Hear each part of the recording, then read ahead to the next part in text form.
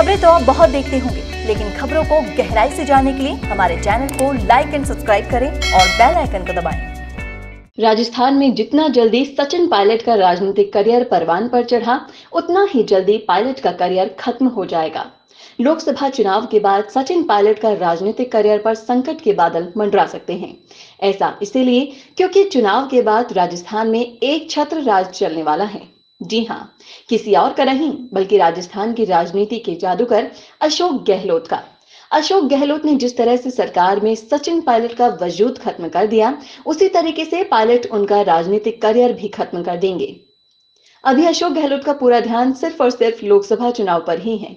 यदि लोकसभा चुनाव में कांग्रेस की सीटें कम आती हैं, तो भी गहलोत की कुर्सी पर कोई फर्क नहीं पड़ेगा। हाँ, सचिन पायलट की सीट पर पूरा खतरा मंडरा सकता है। ऐसा इसीलिए क्योंकि सचिन अभी कांग्रेस के प्रदेश अध्यक्ष हैं। ऐसे में पूरी जिम्मेदारी सचिन पायलट के कंधों पर ही है। क्या बेरोजगारी आपकी सबसे बड़ी परेशानी है? और क्या आपको भी बहुत पढ़ने के बाद कोई जॉब नहीं मिल पा रहा? पैसे कमाना चाहते तो हैं, लेकिन कोई रास्ता समझ ही नहीं आ रहा। अगर ये समस्याएं आपकी हैं, तो इसका समाधान हमारे पास है।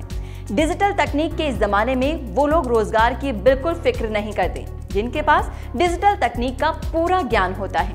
इस ज्ञान को पाने के लिए आपको सीखनी होगी डिजिटल मीडिया, जिसको केवल 3 महीने सीखने के बाद ही आपके पास नौकरी और व्यवसाय करने के हजारों विकल्प खुल जाएंगे। इस कोर्स के बारे में ज्यादा जानकारी के लिए कॉल करें 9001299672। ऐसे में राजस्थान में आधी सीटें भी नहीं आई तो सचिन पायलट की कुर्सी जरूर जा सकती है। कांग्रेस अध्यक्ष के पद पर भी और डिप्टी सीएम के पद से भी पार्टी उनसे इस्तीफा ले सकती है। इस काम में अशोक गहलोत का गेम देखने को मिल सकता है, क्योंकि गहलोत सोनिया गांधी के बेहद खास हैं। विधानसभा चुनाव में अशोक गहलोत का कुछ ऐसा ही जादू देखने को मिला था। उसी वजह से वे तीसरी बार मुख्यमंत्री और सचिन पायलट को सिर्फ डिप्टी सीएम का पद मिला। आप ये अच्छी तरह से जानते हैं कि कांग्रेस में अभी भी फैसले राहुल गांधी नहीं बल्कि सोनिया गांधी ही कर रही हैं।